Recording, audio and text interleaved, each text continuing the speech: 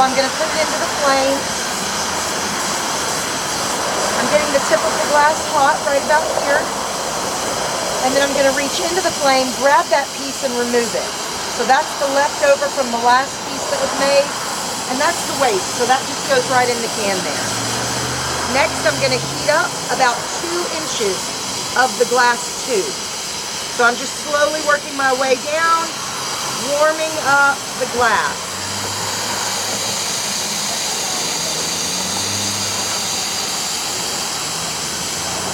There we go. The next thing I'm going to do is to add some color. So I'll take a little piece of this yellow colored glass. And this is a rod of yellow glass. So I'm just getting the tip of it really, really hot. And then what I'm going to do is to put a spiral on the outside of this by sort of pulling out a really thin molten string of hot glass and wrapping it around the piece. Then I'm going to take a little bit of this blue color and I'm going to add some dots. So I'm going to take the blue, and every time I touch and pull away, I'm leaving a little deposit of the blue glass onto the surface.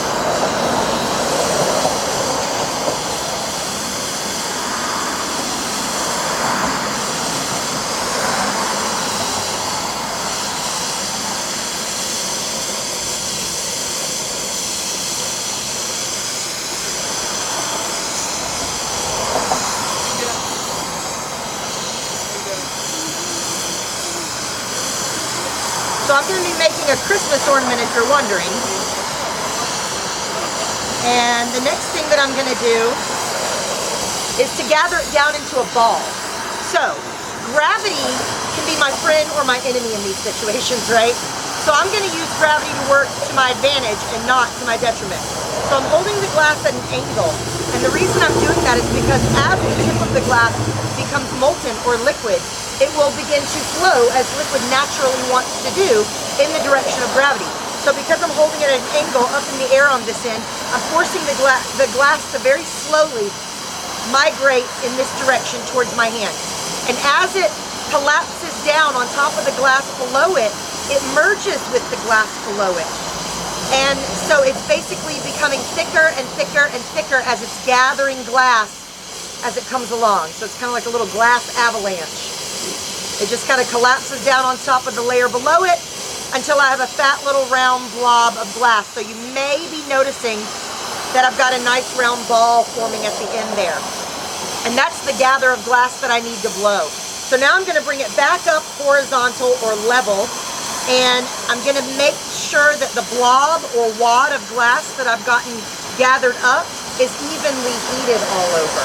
And then I'm going to bring it out of the flame and blow and turn at the same time. I'm going to put my mouth around the cold end down here. So this is what it should look like.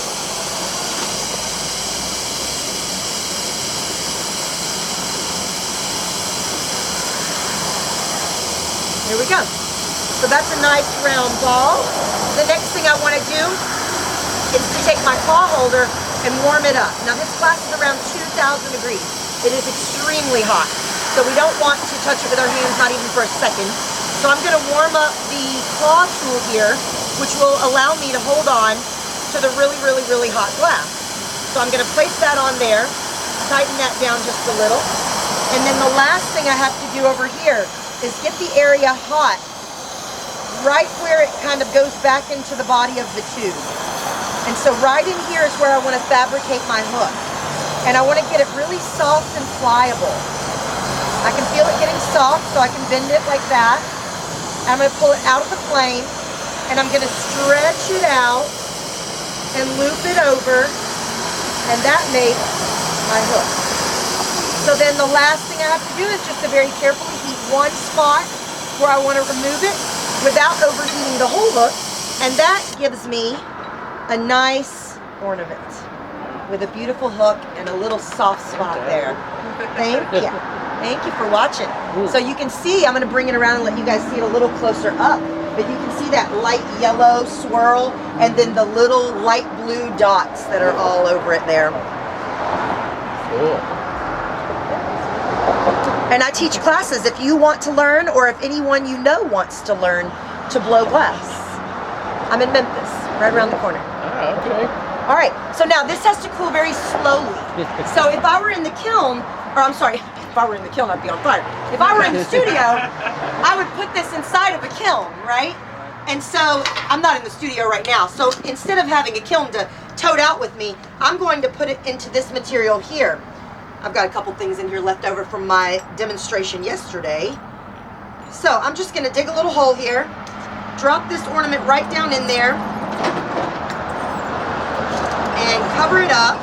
And in about 20, 30 minutes, that piece will be cool to touch, and we'll be able to hold it in our hand, kind of like the other pieces that you saw me pull out just a minute ago. So I'll show you my finished pieces here. So that one's finished and cooled. And this one's got like a, I think a white swirl. Might be a white paint. Kind of hard to tell. It's dark out there.